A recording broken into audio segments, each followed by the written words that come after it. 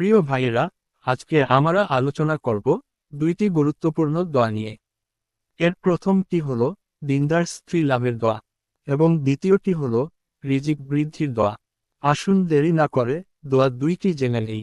প্রিয় ভাইয়েরা, প্রথম দোয়াটি হলো আল্লাহ তাআলা সূরা ফুরকানের ৭৪ নাম্বার আয়াতে বলেছেন, ربنا هب لنا من أزواجنا وذرياتنا قرة أعين واجعلنا للمتقين إماما এর বাংলা উচ্চারণ হলো রাব্বানা হাবলানা মিন আজওয়াজিনা ওয়া যুররিয়াতিনা কুররাতা আয়ুনিও ওয়াজআলনা লিল মুত্তাকিনা ইমামা।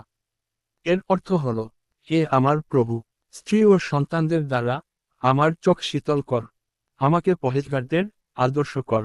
এর আমল হলো, যারা বিয়ে করেননি তারা প্রত্যেক নামাজের অর্থাৎ ফরজ, ওয়াজিব, সুন্নত, নফল যে কোনো নামাজ হোক না কেন শেষ বৈঠকে দোয়ায় মাছুরা পড়ার পর কোরআনের বর্ণিত এই আয়াতখানা পাঠ করে সালাম ফিরাবেন।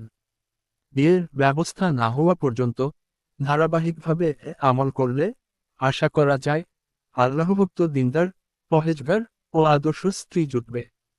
আর যারা বিয়ে করেছেন তারা স্ত্রী ও সন্তানদের দিনদার করার জন্য, তাদের আদর্শবান করে গড়ে তোলার জন্য প্রতিবার দোয়ায় আয়াত পাঠ করলে বিশেষ উপকার লাভ হয়।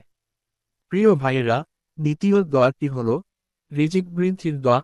আল্লাহ তাআলা সূরার ১৯ নাম্বার আয়াতে বলেছেন, الله لطيف بعباده يرزق من يشاء وهو القوي العزيز এর বাংলা উচ্চারণ হল আল্লাহ লাতিফুম বি ইবাদিহি ইয়ারজুকু মায়াশায়ু ওয়া হুয়াল কাবিউল আজিজ।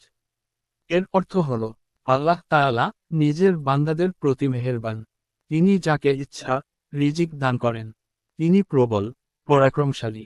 এর আমল হল, যে ব্যক্তি প্রতিদিন সকালে নিয়ম করে একনিষ্ঠতার সঙ্গে ৭০ বারে আয়াত পড়বে, সে সর্বদা রিজিকের সংকট থেকে হেফাজতে থাকবে। আল্লাহ তাআলা আমাদের সবাইকে সঠিক নিয়ম অনুযায়ী আমল করার তৌফিক দান করুন।